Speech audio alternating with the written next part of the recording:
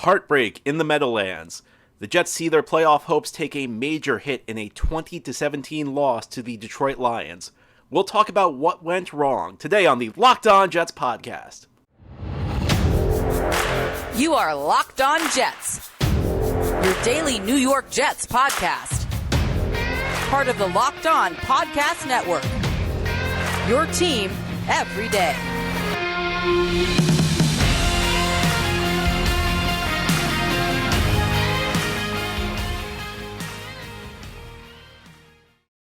Welcome, this is the Locked On Jets podcast, part of the Locked On Podcast Network, your team every day. It's Monday, December 19th, 2022, and I'm your host, John B. from GanggreenNation.com, thanking you for making the show your first listen or first watch every day. This podcast is free and available on all platforms, including YouTube.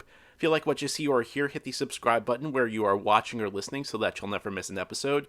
If you're listening on a podcast source, please give the show a 5-star review. If you're watching on YouTube, please give the episode a big thumbs up.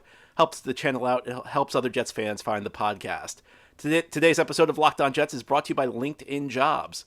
LinkedIn Jobs helps you find the candidates you want to talk to faster. Post your job for free at linkedin.com/LockedOnNFL. Well, we begin Christmas week with a very difficult game to break down. It's a very melancholy day for Jets fans. The Jets lost yesterday to the Detroit Lions 20-17 at the Meadowlands, dropping their record to 7-7 on the season. The Jets are now on a 3-game losing streak. In fact, they are 0-3 in the month of December. They began this month 7-4, in great position to make the playoffs. And this loss, I think, is a major hit to the Jets' playoff hopes. And I was here last week, and I told you the game against Buffalo was not a pleasant game. It would have been a great game for the Jets to win, but it was not a game that was devastating for the Jets' playoff hopes, because they still were in decent position, but they needed to win 3 of the last 4 games, and they begin this by losing, even against an opponent that's playing great football, a very winnable game. This was a game, and I said it heading in, I said it late last week when we were previewing this game. If you want to be a playoff team, this is the type of game you got to take care of at home in the month of December, and the Jets simply did not do enough, and there is plenty of blame to go around. This is not the type of game that has simplistic analysis, that you have losses where there are maybe like 4 to 5 players who are so bad that they just completely sink your team. Sometimes you just have a performance that's so bad by one unit that it sinks your team, and we've seen losses like that this year. You know, both New England losses, you could say, were primarily the result of the quarterback position. Couple of the losses early in the season, you know, there were a handful of players who really failed for the Jets in those games. This game's a little bit more nuanced because there were some key plays in this game where the Jets failed by guys who otherwise played pretty well in the game. There were some units, you know, the defense played great for the most part, but had an incomprehensible breakdown at the worst possible moment in a game where they really allowed 10 points. I guess technically they allowed 13, but 3 of those were spotted on the Zach Wilson interception. You know, Zach Wilson was up and down. We'll get to him a little bit later. But the big takeaway from this is that Jets' playoff hopes are in a lot of trouble right now. And, you know, you can go through the scenarios, and I've seen some people lay out the scenarios that Jets just need a little bit help here, a little bit help there. Well, there's a problem with this analysis when you say the Jets just need this team to lose. You know, the Jets just need the Chargers to lose one of these games. Or Jets just need the Patriots to lose one of these games. All of these scenarios are contingent on the Jets taking care of business. They're all contingent on the Jets winning games. And we're to a point now, the Jets trail the Chargers by a game. They're tied with the Patriots. They trail the Dolphins by a game. The Jets probably need to win out to make the playoffs. I guess there's an outside shot they could make it at 9-8 if they win 2 of these next 3 games. But I think the Jets probably need to win out, if you look at the landscape of where things are right now. And I saw a few people suggest that because it was an NFC opponent, you know, one of the top tiebreakers is your record in your conference, so this was not an AFC loss. So I saw some people say it's not that big of a deal. It's a big deal from the standpoint that the Jets have to win games, and they're not showing any ability to win games. All of the fourth quarter magic from earlier in the season seems to be gone now. It seems to have disappeared the last couple of weeks, and, you know, on some level, I guess, winning close games, pulling games out in the fourth quarter, part of it's, whether you deliver in big spots, but part of it is kind of random. Part of it is kind of luck based. The Jets had a lot of bounces go their way early in the season. I mean, that game against Cleveland's a perfect example where the Jets were good late in the game, but they also had a lot of bounces go their way. Things, I guess, are evening out right now.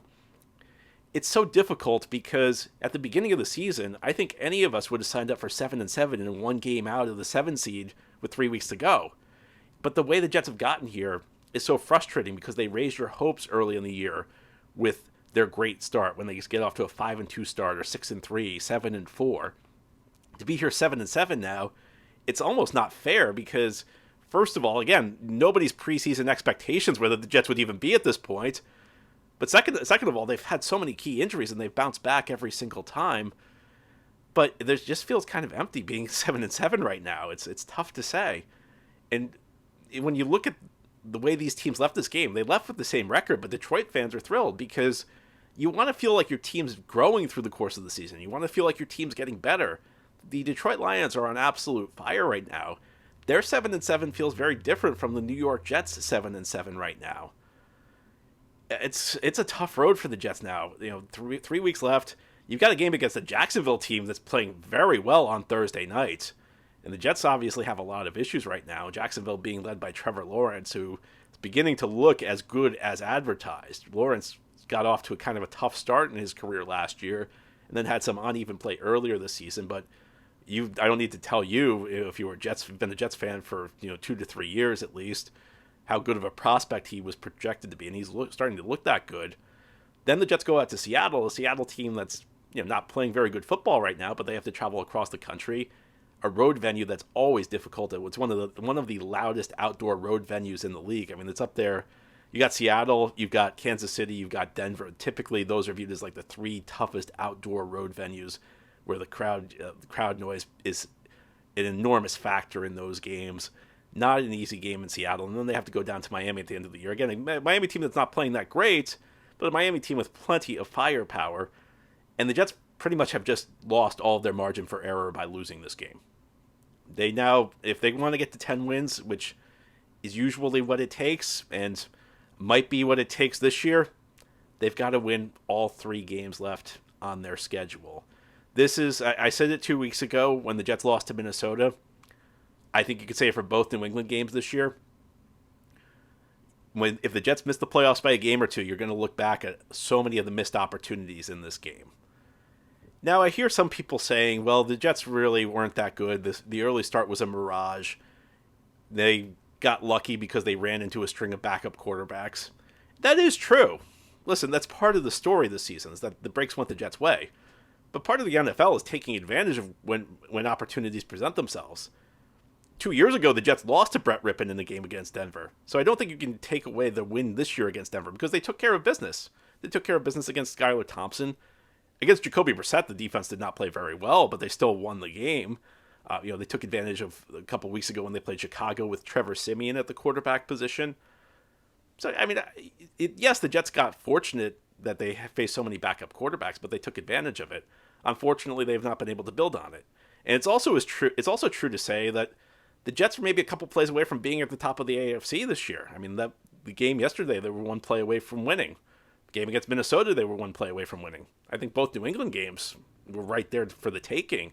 The Jets win 3 of those games. I mean, we're talking about the Jets being in a spot where they could clinch a playoff berth.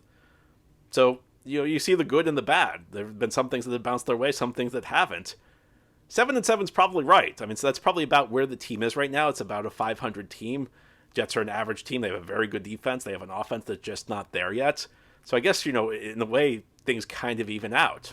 Like I said earlier, with the fourth quarter performances. Luck has a way of evening out, and you typically end up where you're supposed to be.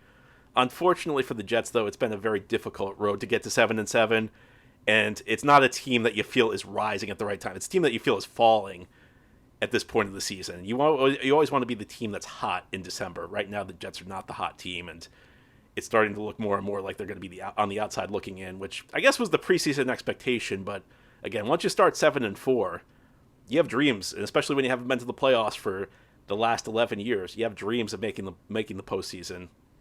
May not happen this year. Now, as we continue this Monday episode of the Locked On Jets podcast, We'll break down what happened on the field yesterday. The Jets, of course, reinserted Zach Wilson into the lineup, and he had the type of game that if you wanted to draw good conclusions from it, you could, and if you wanted to draw bad conclusions from it, you could. I'll explain how difficult it is to evaluate Zach's performance as we continue this episode of the Locked On Jets podcast here on this Monday. Locked On Jets is sponsored by BetterHelp. Therapy can be very helpful for people. Unfortunately, life does not come with a user manual, so when it's not working for you, it's normal to feel stuck. Therapists are trained to help you figure out the cause of challenging emotions and learn productive coping skills. This makes therapy the closest thing to a guided tour of the complex engine called you. BetterHelp has connected over 3 million people with licensed therapists. It's convenient, secure, and accessible anywhere, 100% online. Therapy has so many benefits, from learning coping skills to self-empowerment to dealing with trauma. Everybody deserves to feel at their best. BetterHelp makes it so much easier to get started. As the world's largest therapy service, they've matched millions of people with professionally licensed and vetted therapists available 100% online. It's all the benefits of in-person therapy, plus it's more convenient, more accessible, and more affordable. Just fill out a brief questionnaire to match with a therapist, and if things are not clicking, you can easily switch to a new therapist anytime. It could not be simpler. No waiting rooms, no traffic, no endless searching for the right therapist. Get unstuck with BetterHelp. Learn more and save 10% off your first month at betterhelp.com/lockedon. That's betterhelp, HELP.com/lockedon. This episode of Locked On Jets is brought to you by LinkedIn Jobs. When the Jets need to find a new player, and when they need to fill a role on their team, they can make a trade, they can call someone up for the practice squad, they can sign a free agent. If you need to fill a role within your small business, though, it's a little bit trickier, and that's where LinkedIn Jobs comes in. Because every new potential hire can feel like a high-stakes wager for your small business, and you want to be 100% certain that you have access to the best qualified candidates available. This is why you got to check out LinkedIn Jobs. LinkedIn helps you find the right people for your team faster and for free. It's really easy to create a job post on LinkedIn Jobs. Then you add the job and the purple hashtag hiring frame to your LinkedIn profile to spread the word that you're hiring.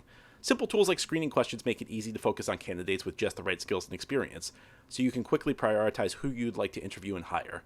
This is why small businesses rate LinkedIn Jobs #1 in delivering quality hires versus leading competitors. LinkedIn Jobs helps you find the qualified candidates you want to talk to faster. Post your job for free at linkedin.com/lockedonnfl. That's linkedin.com/lockedonnfl to post your job for free. Terms and conditions apply. Thank you for making Locked On Jets your first listen or first watch every day. The show's free and available on all platforms, including YouTube. We are here today recapping the Jets losing to the Detroit Lions 20-17 Week 15 at MetLife Stadium. The Jets fall to 7-7 on the season. It was an interesting game for Zach Wilson as Zach returned to the lineup. It's the type of game where you could draw any conclusion you want to. If you want to be positive on Zach, there were positives. If you want to be negative on Zach, there were negatives. I've thought this over, and here's my conclusion. I think Zach Wilson showed some high-end playmaking skills in this game in a way he really is not through almost all of his career. The only other game where I can think of where he looked like a playmaker like this was the Tennessee game last year. And that was really only for a short stretch. I mean, it began the last minute of the third quarter where he had a big pass to Keelan Cole down the right sideline in that game, and then he was making plays in the fourth quarter and in overtime of that win. Aside from that, we really haven't seen Zach Wilson elevate the Jets. He did that in the first half of yesterday's game, and then he did it a little bit in the fourth quarter, where he was making throws on the run. You know, I saw a lot of people criticizing the Jets because they didn't call enough plays where Zach Wilson was on the run. Zach Wilson really hasn't been that effective on the run this year prior to yesterday. Maybe, he had a pass or two in the home game against New England, but Zach really has not been an efficient thrower on the run. I thought Mike LaFleur did a good job, especially in the first half, of kind of simplifying things for Zach, because a lot of the big passes he hit, they were simple reads. They did roll him out a couple of times, which simplifies the reads. There was a time or two where he took a deep shot, including a deep ball he hit right before the end of the first half that helped the Jets get a field goal. It was a good job because Zach's not really a guy who's comfortable right now standing in the pocket making reads. The problem prior to yesterday was that he really wasn't making big plays outside the play structure either. There weren't a lot of great off-script plays. Whenever Zach had been going off-script this year, it really had not been working out. So there was enough good in this game that makes me feel like this is a guy worth hanging on to next year to try and continue to develop him. Unfortunately, he hit a major slump in the third quarter. It began with just a horrific interception, as bad as any of the other interceptions this year.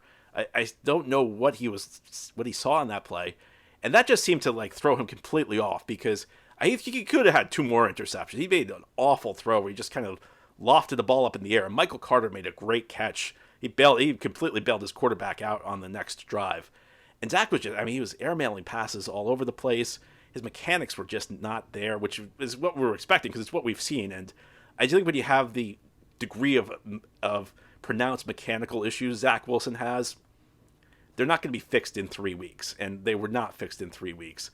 And you also see, if the playmaking we saw in this game shows you why the Jets should hold on to Zach Wilson, that slump from, the beginning of the third quarter through a deep ball he hit to Garrett Wilson, halfway through the fourth quarter that set up a Jets touchdown, shows you why he probably shouldn't be starting right now. Because when your quarterback goes into a slump for like a quarter and a half in a game and you can't really function, it's really difficult to win in this league. So I thought it was an up and down performance for Zach. I think there was some good. I think there was some bad. Do I feel more confident that Zach could be the answer for the Jets? I got to be honest, I don't, because it's still such a work in progress from the pocket. But I think the positives is that there was playmaking. I hear a lot of people say that Zach Wilson, there's a lot of high-end throws. There's a lot of throws nobody can make. That really hasn't been the case. And that one of the issues is that we just haven't seen a lot of high-end playmaking from Zach through his 2 seasons. Yesterday's game was an exception. But, again, if you can't hit the basic passes, Zach left a lot of throws on the field. His completion percentage was barely over 50%. And it was funny because he hit, if you rate the throws by the degree of difficulty, a lot of the most difficult throws he made in the game were completions. And that even goes to the last drive where he made some very impressive throws, including the play he made to Elijah Moore that at least gave the Jets a chance to kick a field goal. They ended up being a desperation attempt from 58 yards, which tough on any day, especially a December day in the Meadowlands. But after that pass to Garrett Wilson, he kind of got some of that confidence back, and he made a couple really nice throws on that last drive, which was kind of a desperation drive for the Jets, which they completely messed up the time management on, and we'll get to that in a little bit. It was a game where you could kind of draw whatever conclusion you want to draw about Zach Wilson. And I think it's just true in general that this was kind of a complex game to evaluate for the Jets, because there were some things that pretty much in all 3 phases of the game that they did well, and some things that they just did not do well enough. And as we continue this game recap episode of the Locked On Jets podcast, we'll talk about some of the nuance in evaluating what happened and why the Jets lost to the Detroit Lions to fall to 7-7 on the 2022 season.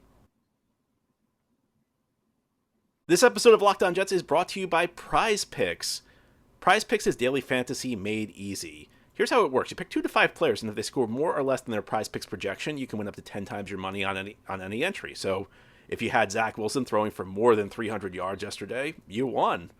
There's no competing against other people. It's just you versus the projections available. And PrizePicks offers projections on any sport you want to watch. So it's not just the NFL. There's also NBA, the NHL, college football, men's and women's college basketball, MMA, boxing, and disc golf. Entries can be made in 60 seconds or less. It's that easy. They have safe and fast withdrawals, and they're currently operational in over 30 states and Canada. So download the PrizePicks app or go to prizepicks.com to sign up and play daily fantasy sports. First-time users can receive a 100% instant deposit match up to $100 with promo code LOCKEDON. If you deposit $100, PrizePicks gives you another $100. It's that simple. So, and don't forget to enter promo code LOCKEDON and sign up for an instant deposit match of up to $100. This is the Locked On Jets podcast. Here on this Monday, we're recapping the Jets losing to the Detroit Lions 20-17 yesterday at MetLife Stadium. A lot of attention is being paid to how Robert Saleh managed the end of the game, and I have to agree with them. I don't think Saleh has been a particularly poor game manager during his 2 years.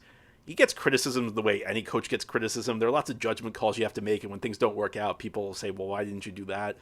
But most of the time, you can defend how you handle things either way.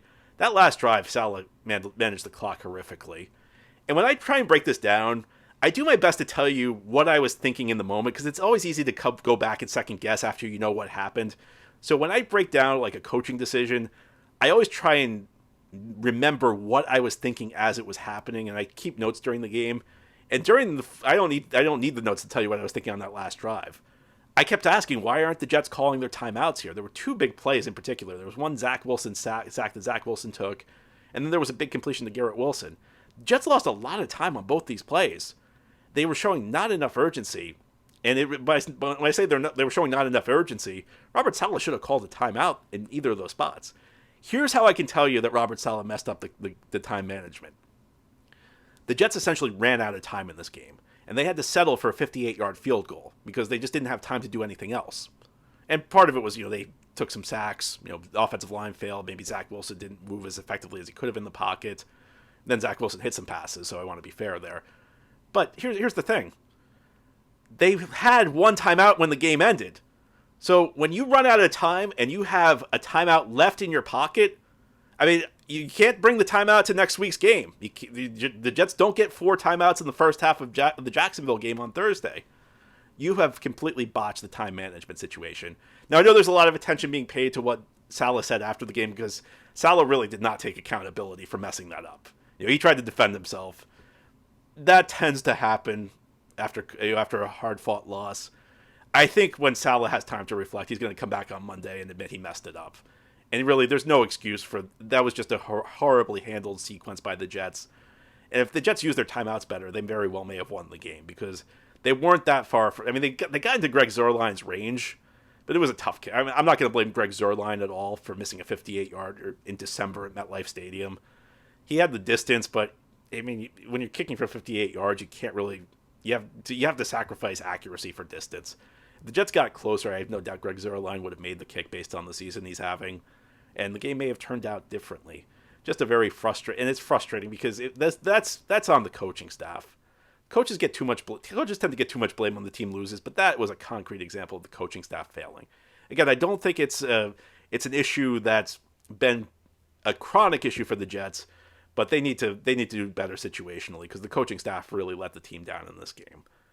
Now, I said I'm not going to blame Greg Zuerlein for what happened, but special teams was awful in the Jets for this game otherwise. Braden Mann, horrible kick in the first quarter that got Detroit on the board, and the Jets did not cover it well. Khalif Raymond ran pump back for a touchdown. Jets were backed up in the shadow of their own goal line because the Lions drove right down the field at the start of the game, and then the Jets offense did nothing.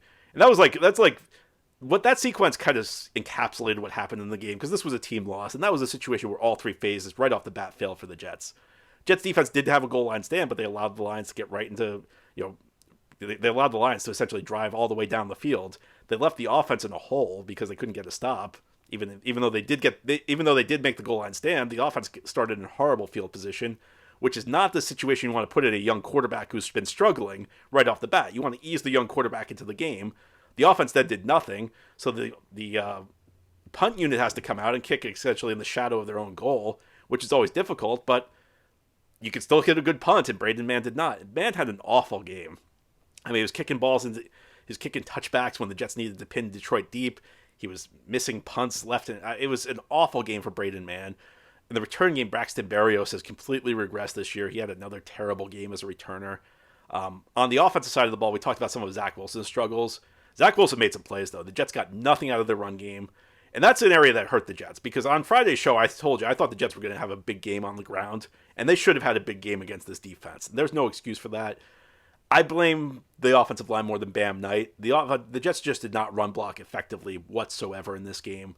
And I understand they have offensive line issues with all the injuries. They've had to shuffle guys in and out. And even though this is probably about as healthy as the offensive line has been in some time, it's difficult when you're constantly reshuffling every week because you can't develop any chemistry or continuity. But still, I mean, you got to run the ball more. The Jets were able to run the ball more effectively the last couple of weeks. I mean, the run game was just not effective enough. And then on the defensive side of the ball, it's tough because they really only gave up 10 points. But first of all, this is a team where the way it's constructed, they need the defense to win the game for them. And the defense had a chance to win the game. And I don't want to get on them too hard, but I said this on yesterday when I did a postcast show. It was like one of those Rex Ryan games. As great as Rex was as a defensive mind, if you watch those teams, there were so many times his defense played great for the first 58 minutes of the game, but the last 2, they could not get the big stop to close the game out. And that's been an area where the Jets have been very good this year. Their defense has done a good job closing games out. Not so much in this game, and it came on a completely busted play. The Jets busted a coverage. It was a 4th and inches play. Quincy Williams and C.J. Mosley sold out on the run and essentially left, they let a tight end get out wide open, and then the Jets took terrible angles and it turned into a 51-yard touchdown on a shallow cross where the Jets just didn't cover it at all. And you know something? Maybe it's not fair, and I know a lot of people will disagree. That one play hunted 58 minutes of really good defense for the most part. Jets defense clearly missed Quinnen Williams in this game. The pass rush was not what it was. It was not what it has been most of the season. Quinnen's obviously a big part of that. The defense still, did his job for 58 minutes, but that one play, I'm telling you, maybe it's not fair. You may tell me it's not fair. I think that undid almost 58 minutes worth of good work because that was the biggest play of the game. That was the one play the Jets needed. The Jets get a stop there, they probably win the game. Heck, the Jets give up 2 yards, they probably win the game because Detroit still got to go all the way down the field. Just a really tough loss for the Jets, and there are so many different factors in this loss. You can blame Zach Wilson to an extent because he struggled for a quarter and a half, but Zach Wilson did good things. Again, the defense did a lot of good things, but they did not come through in the big spots. The coaching, there were some good things from the coaching staff, but horrible time management at the end of the game. Just one of those games that's really frustrating because one play here or one play there wins it, and the Jets weren't able to get that one play. Anyway, that's all for today's episode. This has been the Locked On Jets podcast, part of the Locked On Podcast Network. Your team every day is our motto. As always, if you enjoy the show, hit the subscribe button where you're watching or listening so that you'll never miss an episode. If you're listening on a podcast source, please give the show a 5-star review. If you're watching on YouTube, please give this episode a big thumbs up. These things help the channel out and help other Jets fans find the podcast. Try to enjoy your Monday. I know it's tough after a Jets loss. We'll be back tomorrow to talk about the Jets a little bit more.